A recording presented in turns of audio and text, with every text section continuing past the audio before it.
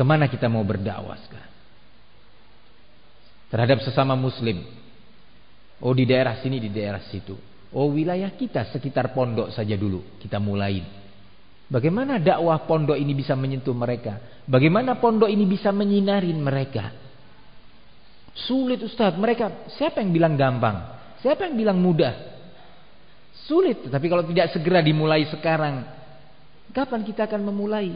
Mungkin sekarang sulit, 10 sampai 30 tahun ke depan sulit. Mungkin setelah itu mulai terbuka pintu.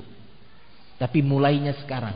Antum perhatikan kristenisasi di suatu wilayah yang sekarang sudah menjadi daerah Kristen ternyata dilakukan lebih dari 60 tahun. Sampai perintis awalnya sudah wafat, yang kedua juga sudah mati. Dilanjutkan sampai desa itu menjadi desa Kristen. Kita terburu-buru isti'jal. Salah satu penyakit para dai dan para pengampu dakwah adalah penyakit al-isti'jal. Terburu-buru sehingga akhirnya melahirkan pesimis. Sikap yang pesimis.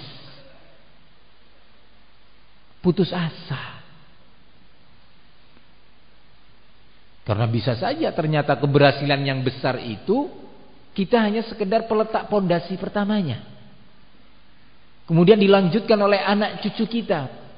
Batu bata di atasnya, terus sampai terbentuk dinding, dilanjutkan oleh yang berikutnya sampai dibangun sebuah atap.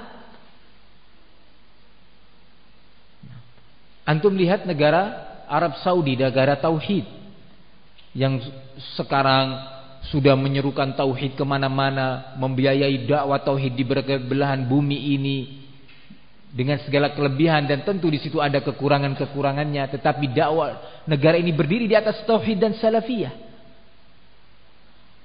Apa antum kira dalam proses 50 tahun kemudian berdiri negara ini? Enggak. Jatuh bangunnya negara ini. Sejak awal pendirinya Al-Allamah, Al-Mujahid, Al-Mujaddid Muhammad bin Abdul Wahhab bersama Al-Amir Muhammad bin Saud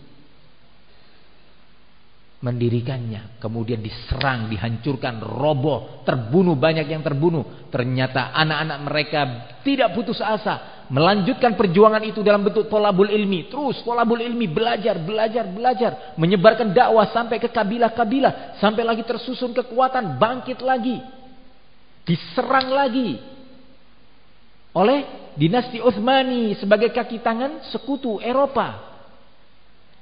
Dia hancurkan lagi, dibunuh, diseret pimpinannya, rajanya sampai ke Mesir, sampai ke Turki. Diarak, digiring, ditabuhin genderang raja sambil dihina-hina dan dibunuh, dihukum pancung. Berhenti sampai di sana? Tidak. Anak-anak mereka melalui ibu-ibu mereka bangkit lagi. Para istrinya itu melanjutkan mendidik putra-putrinya menjadi orang-orang yang kokoh. Berlanjut sampai 2 abad setelah itu. 2 abad artinya berapa? 200 tahun. Al-Malik Abdul Aziz, ayah daripada Raja Salman, Raja Abdullah, Raja Fahad, Raja Faisal, namanya Raja Abdul Aziz, kembali bangkit dengan dakwah bersama ulama, kembali berjuang dalam sekian pertempuran sampai Allah beri kemenangan, dan sampai sekarang sudah lebih dari 100 tahun berdiri negara ini dan membiayai dakwah tauhid dan sunnah di berbagai belahan bumi. Dari sebuah kota yang kecil berkembang. Ayyuhal ikhwah, ini contoh. Kenapa saya sebutkan contoh yang ini? Karena sekarang ada di depan mata kita.